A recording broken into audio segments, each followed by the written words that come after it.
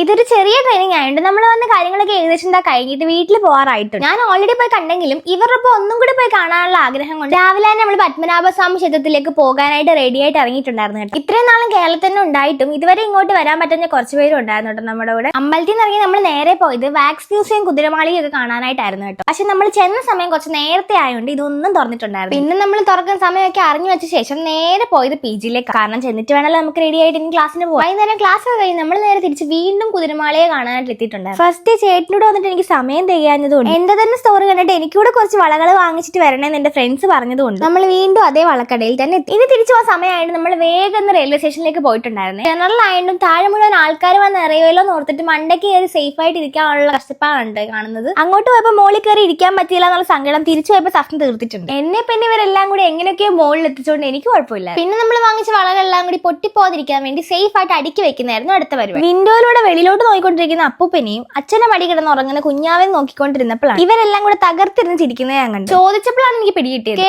കയറി ഇനി താഴെ തിരിച്ച് എങ്ങനെ ലാൻഡ് ചെയ്യും നോർത്തിലുള്ള വെപ്രാളച്ചിരിയാണോ അതെന്ന് എനിക്ക് മനസ്സിലായി. പറഞ്ഞത് കാര്യമുണ്ട്. മോളോട് തള്ളി കയറ്റിവിടെ എളുപ്പമായിരുന്നു. തിരിച്ച് എന്നെ എങ്ങനെ ഇറക്കും അത് ഞാൻ ആലോചിച്ചുകൊണ്ടിരുന്നപ്പോഴാണ് ചിഞ്ചു എന്ന തീരം എന്ന താഴേക്ക് ചാടാനുള്ള പ്രിപ്പറേഷൻ നടത്തിക്കൊണ്ടിരുന്നത്. തല പോവാതിരിക്കാൻ താഴെ ഇരുന്ന് മുഴുവൻ പേരെ മാറ്റിയിട്ടായിരുന്നു ഞങ്ങൾ തുടങ്ങി. ഞങ്ങളുടെ ചിരി അലയും കേട്ടിട്ട് എന്തായാലും ഞങ്ങൾ 4 പേര് ആ ട്രെയിനിലുണ്ടെന്ന് ആ ബോഗിയിലിരുന്ന മുഴുവൻ പേരും അറിയിച്ചു.